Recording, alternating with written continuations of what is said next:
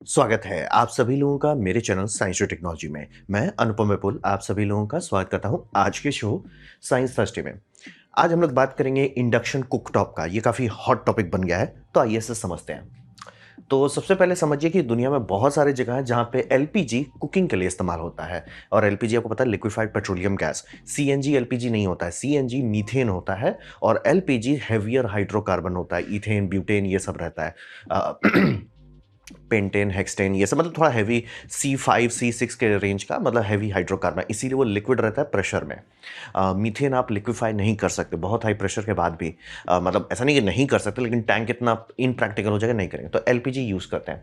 अब रहा बात एलपीजी का, सबसे बड़ा समस्या बहुत सारे देशों के लिए है कि वो इम्पोर्टेड रहता है, यानी कि बाहर से कंटिन्यूसली आता है। और ये समझना बहुत ज़रूरी है, देश थोड़ा दिन का बफर रख सकता है, लॉन्ग टर्म का नहीं रख सकता है, और ना ही चाहेगा करना। मतलब आप हमेशा ऐसा करना चाहोगे कि आपके पास इतना फ्यूल रिजर्व्स रहे कि अगर अगर कुछ एकदम सीरियस हो जाए तो कोर इंडस्ट्री कुछ दिन तक उसको सॉर्ट कर सके, और फिर बाद में उतना टाइम आपको मिल जाए कि जो भी समस्या था उसको सॉल्व कर लिए।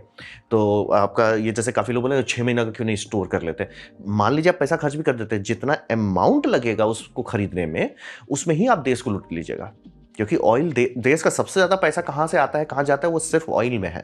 तो वो प्रैक्टिकल नहीं है कि आप बहुत बड़ा रिजर्व, थोड़ा सा रिजर्व जरूर सब लोग रखते हैं, 1 महीने से लेकर 6 महीने तक का।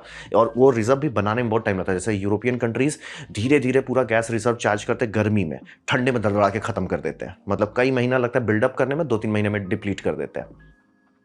तो ये समझना बहुत जरूरी है, ये हर देश के साथ एक समस्या है।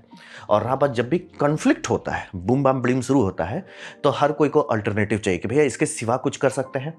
तो यहाँ पे समझना बहुत जरूरी है। अभी ईरान, इजराइल, यूएसए, पूरे साउदी स्टेट्स सब मिसाइल बूम बम ब्लीम किए जा रहे हैं, काफ़ी तांडव हो रहा है। और स्ट्रेट ऑफ हॉर्मुज में दिक्कत है कि इंश्योरेंस कोई नहीं दे रहा है। भले आप कह भी दो कि सरकार का है, लेकिन रहा बात की ऑयल कौन देगा। अगर कुवैत का ऑयल टर्मिनल बंद है, भले ईरान का चालू है, लेकिन ईरान अंडर इसमें है, तो मतलब लटक जाते हैं। और इंडिया का थैंकफुली इतना बाकी सारी जगह से सोर्स है कि हम लोग को उतना फर्क नहीं पड़ा। लेकिन हर बार जब भी ऐसा होता है, पैनिक बाइंग होती है। पैनिक बाइंग के चलते प्राइस भाग जाता है। इंडिया में जैसे काफ़ी हल्ला, अरे गैस खत्म हो गया, बहुत है, सॉर्टेड है, अपने सप्लायर्स भी सॉर्टेड हैं। और मतलब इतना था, वो पैनिक बाइंग ना करे तो मतलब कुछ हो भी नहीं, पता भी नहीं चले। लेकिन हर बार अब ये हम लोग मान के चल रहे कि कुछ महीने के अंदर ये निपट जाएगा, लेकिन अगर लंबा चल गया तब। तो वहीं पर रहता है कि इंडक्शन उस टाइम में बड़ा इंटरेस्टिंग है एक ऑप्शन के लिए। लेकिन मैं क्लियर कर देता हूँ, इंडक्शन सिर्फ इसको रिप्लेस कर पाएगा, एलपीजी को, बाकी चीज़ को नहीं। जैसे अगर आपका देश का सीएनजी बाहर से आ रहा है, वो तब भी आपको बाहर से ही लाना पड़ेगा। वो मतलब कि उसका अल्टरनेटिव नहीं है इंडक्शन, सिर्फ हम एलपीजी का खपत कम कर सकते हैं। तो रहा बात कि इंडक्शन का प्रिंसिपल समझते हैं। तो इंडक्शन मतलब समझिए आप हीटिंग कर रहे हैं, और यहाँ पे समझ लीजिए इंडक्शन हीटिंग का मतलब है heating electrically conductive material. By the way ये सेमीकंडक्टर को भी हीट कर सकता है। बस इलेक्ट्रिकली कंडक्टिव होना चाहिए, यानी स्टील पे भी काम करेगा, एल्युमिनियम पे भी करेगा, सब पे करेगा। और इसको फिजिकल कांटेक्ट नहीं चाहिए होता, ये काफ़ी बड़ा बात है। यानी कि आप मतलब कोई भी सामान इसके अंदर रख के इंडक्टिवली हीट कर सकते हैं, और छूने की ज़रूरत नहीं है। कंडक्शन इसका मेन सोर्स नहीं होता, मैग्नेटिक फील्ड होता है। तो मैग्नेटिक फील्ड काफ़ी बड़ा एयर गैप जंप कर सकता है बिना इफिशियंसी लूज किए। तो उसी लिए कॉइल्स बनाते हैं, और कॉइल के अंदर आप सामान रखिए, आराम से वो हीट हो जाएगा। तो ये समझना बहुत ज़रूरी है। इसको फिजिकल कांटेक्ट नहीं चाहिए, ना ही मतलब इसको लाइन ऑफ साइट भी उतना ज़रूरी नहीं है। और आप ऐसा भी कर सकते हैं कि मतलब एक फर्नेस बना लिए, फर्नेस के बाहर कॉइल लगाइए, मतलब ये पॉट इंसुलेटेड किल्म बना लीजिए, किल्म के बाहर कॉइल लगाइए, और वो अंदर का मटेरियल को मेल्ट कर देगा। तो ये पॉसिबल होता है, फिजिकल कांटेक्ट की ज़रूरत नहीं है। हाई फ्रीक्वेंसी पे आपको ये एसी कॉइल चलाना होता है, और हाई फ्रीक्वेंसी एसी चाहिए, पीडब्ल्यूएम से नहीं काम चलेगा। कि मान लिया आकाश से पॉजिटिव, ये मतलब जीरो टू पॉजिटिव नहीं काम करेगा। आपको 0 to जैसे 100 वोल्ट जा रहे हैं, और फिर -100 पे जाना है, एसी चाहिए, तभी फ्रीक्वेंसी उतना तेजी से ये करेगा, ऑसिलेट करेगा।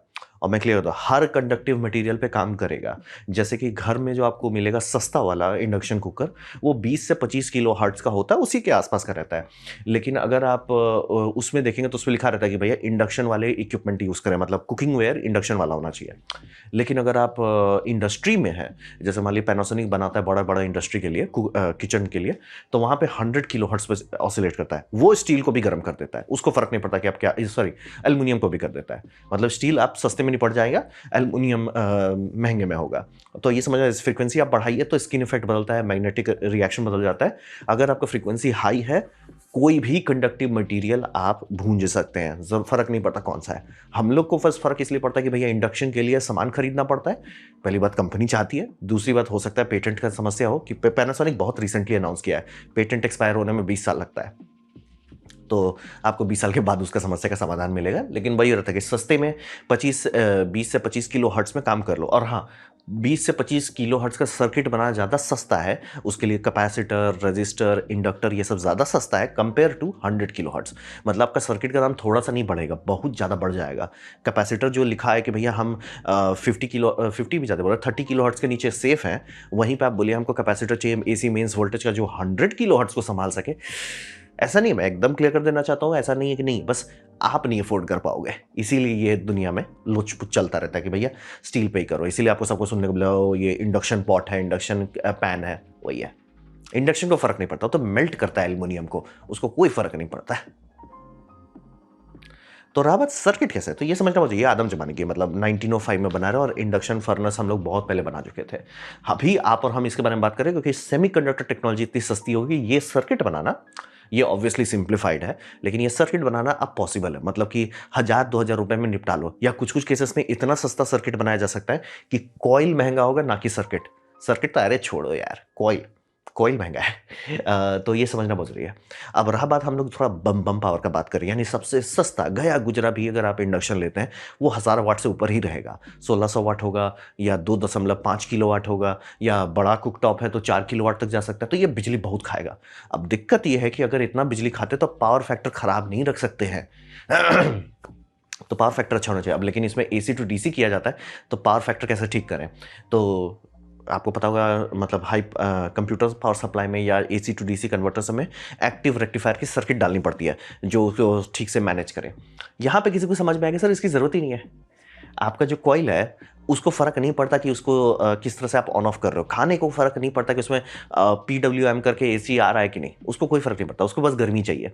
तो हिसाब ये कर दिया जाता है कि जो आपका सर्किट का ऑसिलेशन है वो ऐसा कर रहा है कि वो स्पाइकी करंट ड्रॉ नहीं कर रहा, वो पूरा साइनसॉइडल करंट ड्रॉ करता है।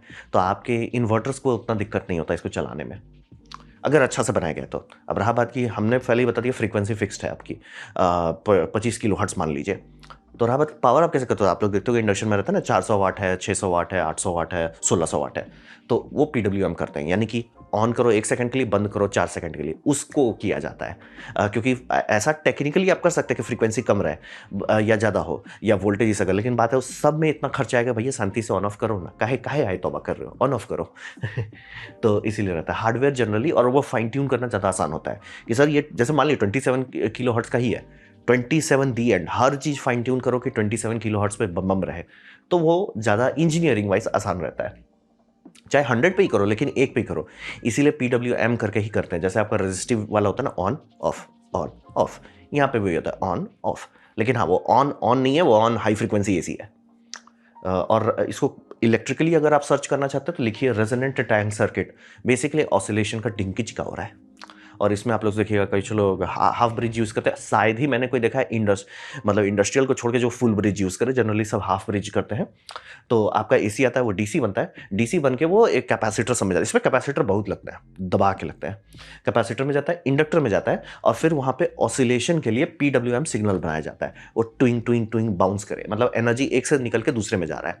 ये काफ़ी अच्छा इफिशियंसी रखता है, मतलब आप हाई 90s की बात कर रहे हो। ट्रिक ये है कि आपको इसको ऐसा ऑप्टिमाइज करना कि पावर फैक्टर खराब ना हो और आपका सर्किट खुद ना उड़ जाए। ये सर्किट सेंसिटिव होता है, इसीलिए कंपोनेंट्स जो लगाए जाते हैं बहुत महंगे होते हैं।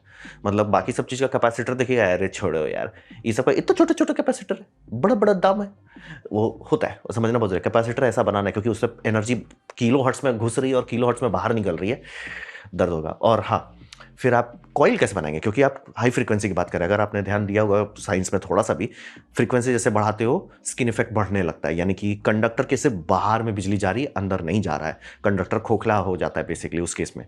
तो उसका समाधान ये होता है कि लिट्स वायर यूज करें, LITZ, लिट्स वायर इस्तेमाल किया जाता है। ये आपका जैसे स्ट्रैंडेड कॉपर वायर होता है ना, अब बस कंस्ट्रक्शन वही है, बस हर वायर में एनामिल कोटिंग की हुई है, हर एक वायर इंसुलेटर है, तो ये हाई फ्रीक्वेंसी संभाल पाता है।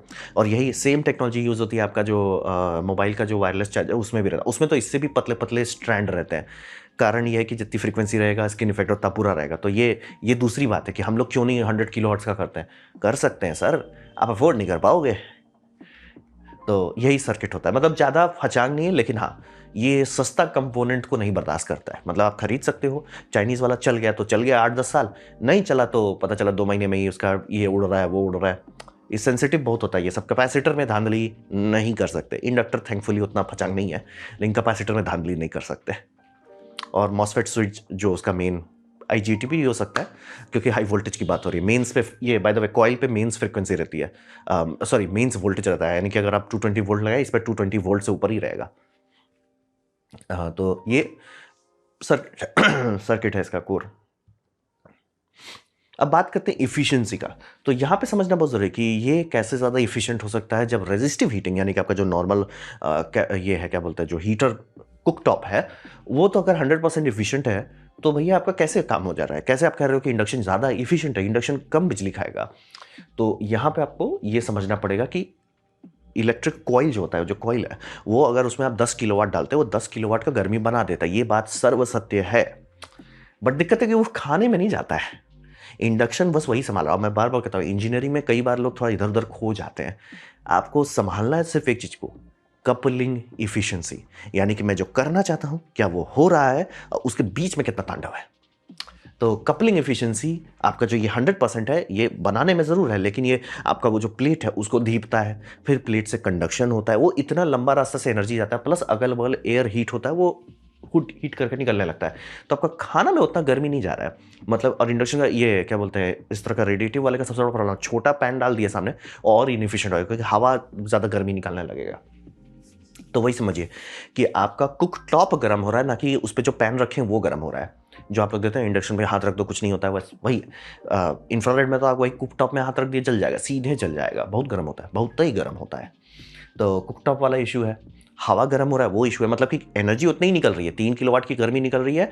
अब मान लीजिए 3 किलोवाट का यूनिट है, 3 किलोवाट का ये गर्मी निकाल देगा। इंडक्शन थोड़ा कम ही निकालेगा मैग्नेटिक फील्ड में, लेकिन इंडक्शन कपल कर पाएगा कि सर हम बर्तन के अंदर गर्मी डालेंगे, इधर उधर हवा नहीं गर्म करेंगे। हम ये प्लेट जो है, स्टोव सरफेस है, इसको गर्म नहीं करेंगे।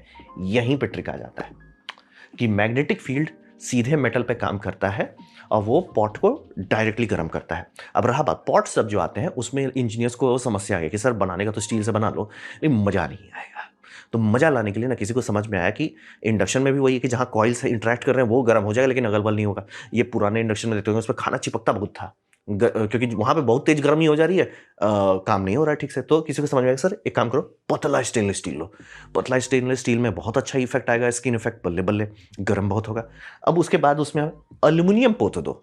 बोलेंगे अच्छा चलो ठीक है, एक काम करो उसके ऊपर फिर से स्टेनलेस स्टील डाल दो। ऐसा क्यों कर रहे हैं? तो पतला स्टेनलेस स्टील बहुत लड़ाई करेगा, आपको बहुत तुरंत गर्म हो जाएगा, ठीक है। अब रहा बात वो गर्मी, सिर्फ जहाँ पे कॉइल मैग्नेटिक लाइंस क्रॉस कर रहे हैं वहीं हो रहा है, लेकिन आपको पूरा पैन गर्म चाहिए। एल्युमिनियम जो इसके बीच में डाले वो बोलता है कि सर हम तो कंडक्टर हैं। हाँ, और ये समझना बहुत जरूरी है, एल्युमिनियम ज़्यादा कंडक्टिव है compare to stainless steel. Thermally बहुत बड़ा अंतर है, मतलब गुने में अंतर है। तो जो आपका पैन का बेस में हीट है वो धड़धड़ा के ऊपर पहुंच जाता है, धड़धड़ा के मतलब तुरंत गर्म हो जाता है।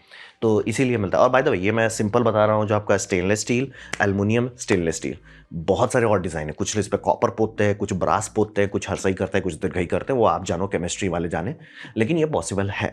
जनरली आपको ये मिल जाएगा। और मैं क्लियर कर देता हूँ, आप बड़े किचन सब में काम करते हो, वहाँ पे अगर वो ऑल मेटल वाला इंडक्टर है उसको फ़र्क नहीं पड़ता, कुछ भी डाल दो, लेकिन हाँ वो महंगा बहुत होता है। तो यही समझिए कि ये पॉट पे गर्मी डाल पा रहा है, यानी कि मान लीजिए ये 3 किलोवाट का हीटर था, इसमें से बेयरली आपका 1.5 जा रहा है आपका पानी को गर्म करने में। ये ऐसा कर देगा सर हम ऑलमोस्ट 2.3 आपका पानी गर्म करने में डाल देंगे, इसीलिए ये एफिशिएंट होता है। मैं एकदम क्लियर करता हूँ, ये ज़्यादा गर्मी नहीं बना रहा है, ये नॉर्मल रेजिस्टिव हीटर ज़्यादा बेटर है, लेकिन वो वेस्ट ज़्यादा करता है। जैसे आपका गैस है, गैस में इतना एनर्जी है कि कोई टेंशन ही नहीं है, लेकिन तो इतना टाइम क्यों लगता है खाना बनाने में?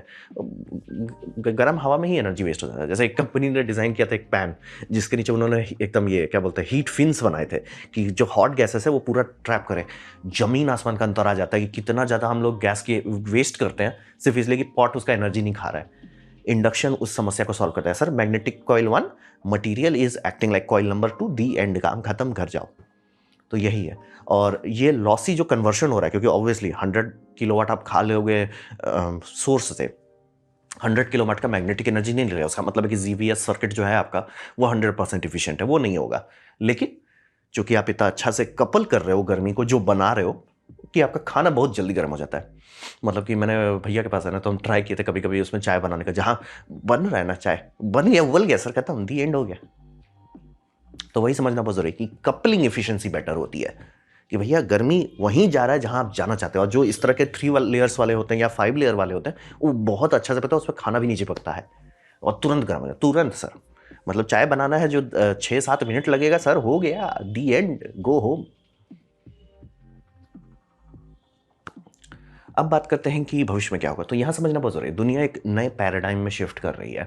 इंडक्शन उस पर काफ़ी रोल प्ले करने वाला है, क्योंकि इंडक्शन पावर बहुत मांगता है। बोलता है भैया हमको किलोवाट दो, मतलब बोल रहे हैं ना, सस्ता वाला आप लोगे 1.6 किलोवाट मांगेगा, महंगा वाला लोगे वो 4 मांगेगा। तो पावर तो बहुत मांगता है, लेकिन एनर्जी नहीं मांगता है। यही यही कपलिंग एफिशिएंसी सुधारने से ये फायदा है, एनर्जी कंजम्पशन आपका घट जाता है। यानी कि आपका प्लग, आपका वायरिंग, आपका इन्वर्टर, आपका सोलर, सबको किलोवाट बहुत होना चाहिए, लेकिन किलोवाट आवर ज़्यादा नहीं चाहिए। यानी एसी जैसा नहीं है कि खा रहा है खा रहा है खा रहा है खा जा। इंडक्शन बोले इंडक्शन आपका तुरंत गर्म कर देता है। मतलब जो चीज़ आप रेजिस्टिव में 40 मिनट में पकाओगे, वो 20 मिनट में पक जाएगा। इसीलिए आपका बिजली बिल कम आता है। तो रूफटॉप सोलर, अभी जो लोग, मान लीजिए वो समस्या पड़ गया कि वो उस जगह पे सब लोग पिल पड़े थे आपका ये सिलेंडर खरीदने में, उसके सही में खत्म हो गया। अगर उसके घर में सोलर है, और मैं बात कर रहा हूँ 5 से 10 किलोवाट का, जो कि मिलता है, और इन्वर्टर स्ट्रांग है, इन्वर्टर बम होना चाहिए, क्योंकि मैं बोल रहा हूँ पावर मांगता है, किलोवाट आवर नहीं मांगता, पावर मांगता है। तो वो आराम से, कोई दिक्कत नहीं, वो आराम से आपको खाना बना देगा, आपको टेंशन लेना ही नहीं है। और रेजिस्टिव से बेटर है कि भैया मैं रेजिस्टिव ही क्यों ना करूँ ना, उससे ये बेटर है। और रहा बात की गैस और रेजिस्टिव को, क्या है उसको आप बैकअप के तौर पे रख सकते हैं। गैस का सबसे मेन बात तो वही होता है ना कि आपका एक सिलेंडर रखा हुआ जिसमें है, आपको संभाल लेगा।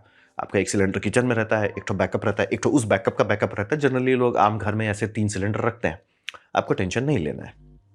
तो गैस रहेगा हमेशा आपका बैकअप के तौर पे। या मान लीजिए इंडक्शन है, इलेक्ट्रॉनिक्स है, खराब हो जाता है, ठीक है, रेजिस्टिव आपको तो संभाल लेगा कुछ देर के लिए।